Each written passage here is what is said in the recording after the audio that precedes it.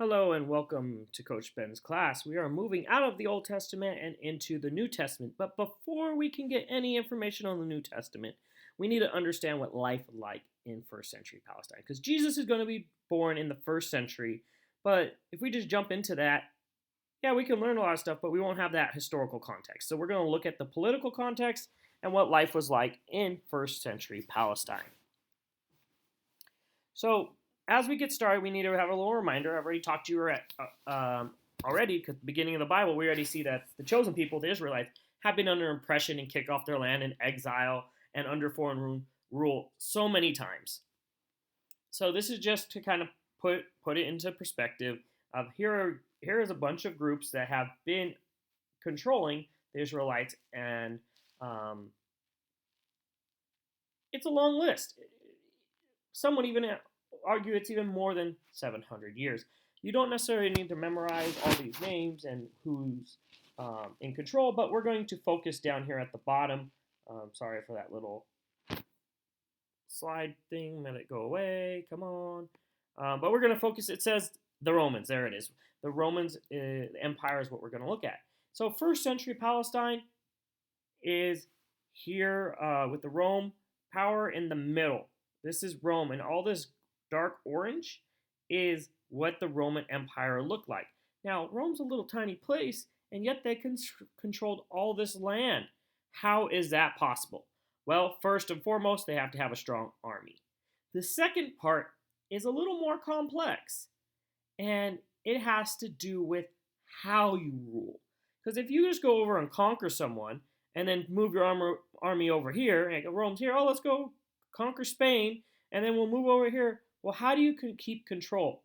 Well, Rome had a great way of keeping control, and it's with this idea called the Pax Romana. The Pax Romana means great peace. What that actually is that it means to keep the peace at all costs, which means no matter what's going on, whoever's in charge of that area needs to keep the peace. And so how do you do that?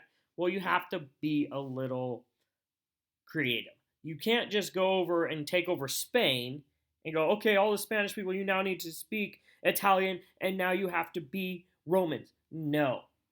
What it meant is you are going to live the way you live. Please keep living, but now you just have to kind of keep taxes and pay taxes to Rome. And if there's a problem, you're going to have to eventually answer to Rome. But otherwise, live the way you live. So it makes it a little easier for people to live under Roman rule. If you're Spanish and you're living in Spain and everything's kind of the same and all you have to do is pay a tax here and there, you may not be happy you have to pay the tax, but you could still be Spanish. You could still be whatever you want to be. So as we go back to this map real quick, that's going to be important because look at way over here. We're going to be talking about this area of Judea, Jerusalem, Bethlehem.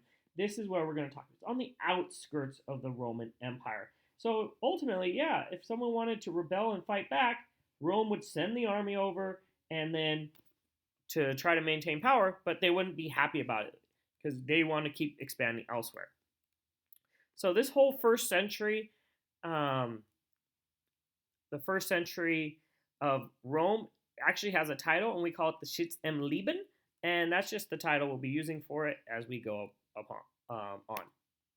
So this is just for your general information. The Roman emperor was seen as God, godlike, connected to the gods.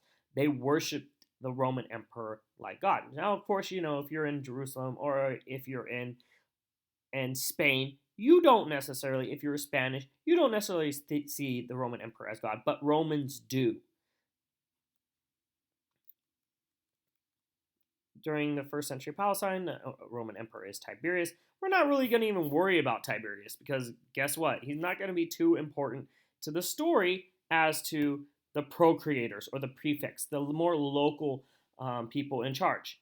The Roman emperor, the guy that's in charge, establishes prefects or procreators, similar to what we consider as like a mayor in today's society, to control the local area. Because there's no way a Roman emperor could control all of this. So let's take a look at this map again, thinking, okay, the emperor controls all this? Well, yeah, right. Well, let's establish a smaller person to control Spain, And then even within Spain, we have a little procreator, a prefect. So if we think about California or the United States, we have, oh, if this is the United States, we have the president that controls the United States, but there's no way he's really controlling us. So then we have state governors, right? The governor of the United States. And then even within that, we go to our cities and we have a mayor. So if you're living in Hayward, we have a mayor. Getting back to this, keep the peace at all costs, the Pax Romana. I already said that. We're moving on. Sorry. Boom, boom, boom. Here, procreator. If you haven't noticed, I've highlighted some things in green, as in this slide. And this slide, green means it will show up probably on your exam. So make sure you're taking notes of those.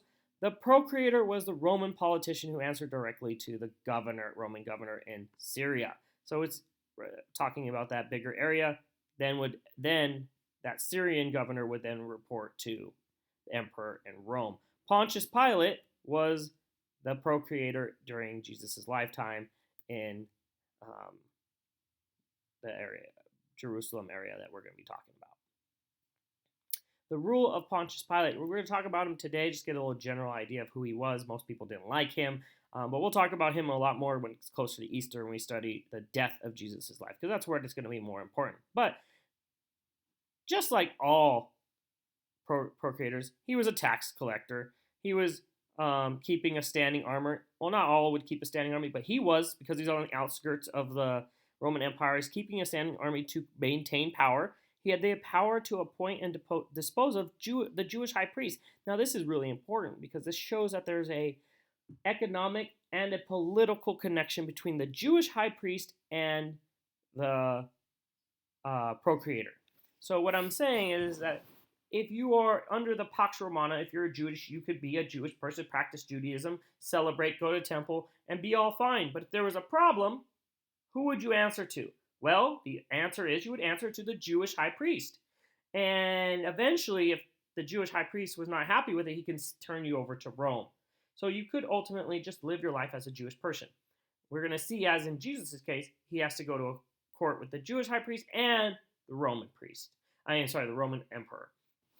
Oh man, I'm all off. It's the Roman procreator that he will have to answer to.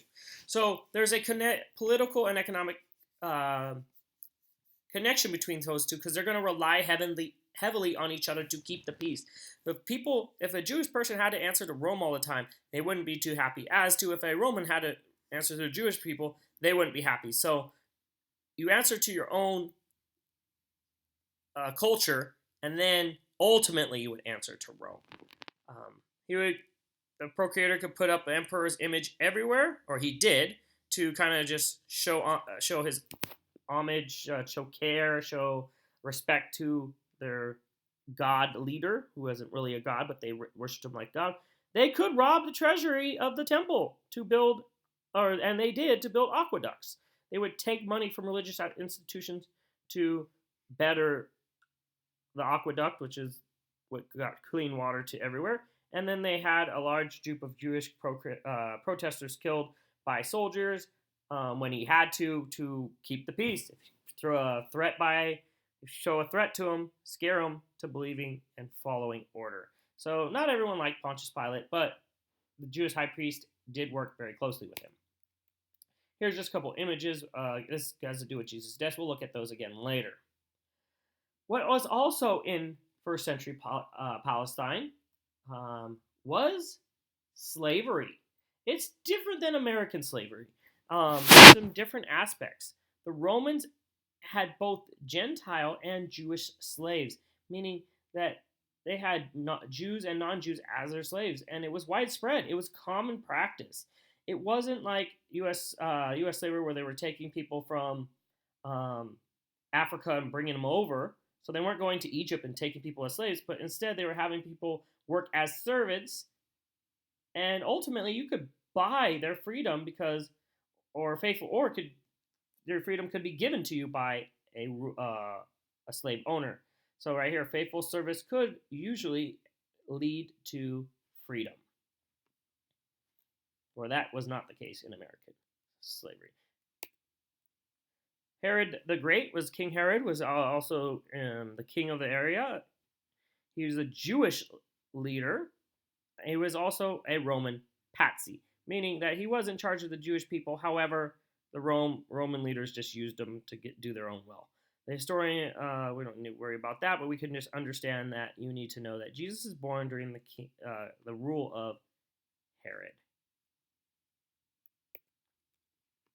This is Herod's kingdom. It's right here. We're at first century Palestine. This is what we're going to be focusing in mainly down here. Good old King Herod. And that will be it for this first entry of the political part of first century Palestine.